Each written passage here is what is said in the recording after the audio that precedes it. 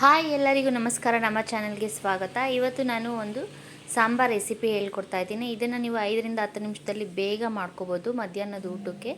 ಇದಕ್ಕೆ ನಾನಿಲ್ಲಿ 1 ಕಪ್ ತೊಗರಿಬೇಳೆ ಮತ್ತು ಒಂದು 1/4 ಕಪ್ಪು ಅಥವಾ ಅರ್ಧ ಕಪ್ಪಷ್ಟು ಹೆಸರುಬೇಳೆನ ತೊಳೆದು ಹಾಕ್ಕೋತಾ ಇದ್ದೀನಿ ಕುಕ್ಕರ್ಗೆ.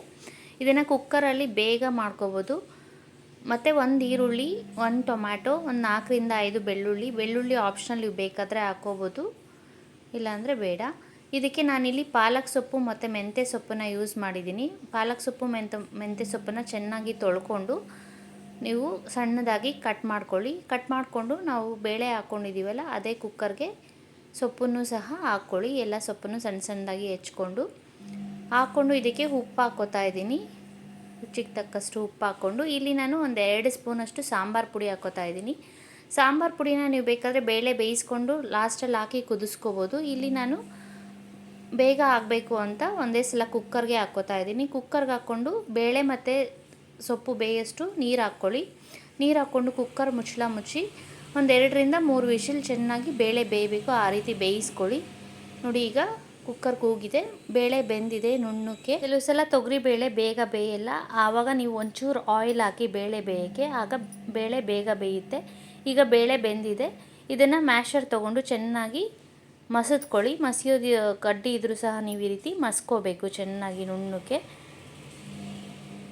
ಸೊಪ್ಪೆಲ್ಲ ಚೆನ್ನಾಗಿ ಮಿಕ್ಸ್ ಆಗಬೇಕು, ಆ ರೀತಿ ಟೊಮೆಟೊ ಎಲ್ಲ ಸ್ಮ್ಯಾಶ್ ಆಗಬೇಕು, ಆ ರೀತಿ ಚೆನ್ನಾಗಿ ಮಸ್ಕೊಳ್ಳಿ.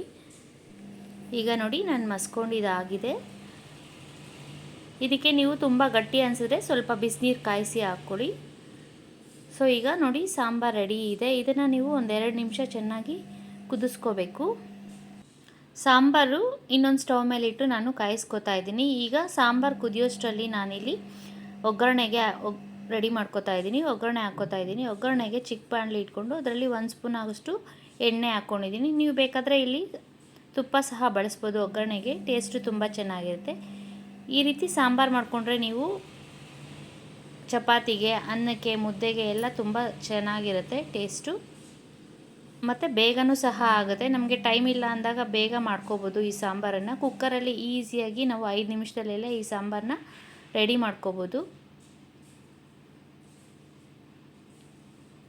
ಈಗ ನೋಡಿ, ಎಣ್ಣೆ ಬಿಸಿಯಾಗಿದೆ. ಇಲ್ಲಿ ನಾನು ಸಾಸಿವೆ ಹಾಕ್ಕೊಂಡಿದ್ದೀನಿ. ಸಾಸಿವೆ ಸಿಡಿತಾ ಇದೆ. ಈಗ ನೀವು 1 ಸ್ಪೂನ್ ಆಗೋಷ್ಟು ಜೀರಿಗೆ ಹಾಕ್ಕೊಳ್ಳಿ. ಜೀರಿಗೆ ಹಾಕೋದ್ರಿಂದ ಟೇಸ್ಟು ತುಂಬ ಚೆನ್ನಾಗಿರುತ್ತೆ. ಈಗ ಜೀರಿಗೆ ಹಾಕಿದ್ಮೇಲೆ ಅದು ಸಿಡಿಯೋಕ್ಕೆ ಸ್ಟಾರ್ಟ್ ಆಗುತ್ತೆ. ಸ್ಟವ್ ಆಫ್ ಮಾಡಿಬಿಡಿ. ಸ್ಟವ್ ಆಫ್ ಮಾಡಿಬಿಟ್ಟು ಅದೇ ಬಿಸಿನಲ್ಲಿ ನೀವು ಹಸಿ ಕರಿಬೇವಿನ ಸೊಪ್ಪನ್ನು ಹಾಕ್ಕೊಳ್ಳಿ. ಈಗ ಒಗ್ಗರಣೆ ರೆಡಿಯಾಗಿದೆ. ನೋಡಿ, ಸಾಂಬಾರು ಸಹ ಕಾದಿದೆ ಚೆನ್ನಾಗಿ. ಈಗ ನಾನು ಒಗ್ಗರಣೆಯನ್ನು ಸಾಂಬಾರ್ಗೆ ಹಾಕ್ಕೋತಾ ಇದ್ದೀನಿ. ಹಾಕ್ಕೊಂಡು 1 ನಿಮಿಷ ಹೀಗೆ ಕುದಿಸ್ಕೋತೀನಿ. ಈಗ ನೋಡಿ, ಈಸಿಯಾಗಿ ನಾವು ಈ ರೀತಿ ಸಾಂಬಾರನ್ನ ಮಾಡ್ಕೋಬೋದು. ಮಧ್ಯಾಹ್ನದ ಊಟಕ್ಕೆ ತುಂಬ ರುಚಿಯಾಗಿರುತ್ತೆ. ನಾವು ಬೇಳೆ ಬೇಯುವಾಗ ಆಲ್ರೆಡಿ ಉಪ್ಪು ಹಾಕ್ಕೊಂಡಿದ್ದೀವಿ. ನೋಡಿಕೊಂಡು ನಿಮಗೆ ರುಚಿಗೆ ಉಪ್ಪು ಕಮ್ಮಿ ಅನಿಸಿದ್ರೆ ಸ್ವಲ್ಪ ಉಪ್ಪು ಹಾಕ್ಕೋತಾ ಇದ್ದೀನಿ ಇಲ್ಲಿ ನಾನು. ಈಗ ಸಾಂಬಾರು ರೆಡಿಯಾಗಿದೆ.